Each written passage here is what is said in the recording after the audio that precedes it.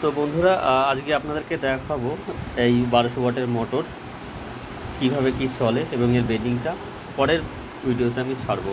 আশা করি সকলে ভালো আছো। আর জিবি ইলেকট্রনিক্স আমার চ্যানেলে তোমাদের সকলকে ধন্যবাদ, যারা এই মুহূর্তে ভিডিওটা দেখছো। তো চলো আজকে দেখাচ্ছি। এই যে সেন্সার আছে দেখো, এখানে একটা আছে, এখানে একটা সার্কিট বোর্ড, এখানে একটা আছে, এই যে আবার এইখানে একটা আছে। তো ওই যে দেখা যাচ্ছে বোর্ড সমেত, কারণ বোর্ড সমেত দিয়েছে কেন, প্রোটেকশনটা বেশি হবে যদি মোটরটা বেশি খারাপ না হয়। আর সত্যি মোটরটা খুবই সুন্দর বেন্ডিং করেছে। আর এটা দেখো পরপর এই তিনটে শর্টিং করে দিয়েছে পরপর ন্যাচারালি, ঠিক আছে। একটা কাপ থেকে নিশ্চয়ই দুটো লুপ বেরোবে, হ্যাঁ। আর এইখানে বেন্ডিংটা আইসি 3 কোপে 3টে যেরকম আছে, নর্মাল আইসি দিয়ে বেন্ডিং করলে চলবে, কিন্তু যেহেতু এটা লোডার গাড়ির মোটর সেই হিসাবে বেন্ডিংটা খুবই যত্নে করা হয়েছে। প্লাস এইখানে আছে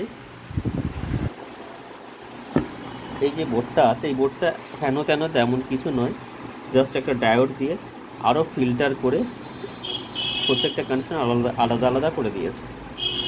তো ন্যাচারালি ভালো, একটা নেগেটিভ একটা পজিটিভ, নেগেটিভ একটা পজিটিভ একটা ভোল্টেজ আউটপুট দিয়ে দিয়েছে, ব্যাস হয়ে গেল, হ্যাঁ।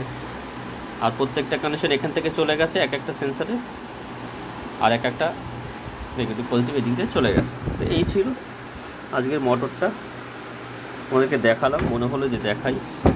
আর যদি কারো কোনো বিষয়ে যদি এই মোটরে জানা থাকে, অবশ্যই তোমরা কমেন্ট বক্সে জানাবে, অবশ্যই তার উত্তর পাবে। ঠিক আছে, ধন্যবাদ, সকলে ভালো থাকবেন।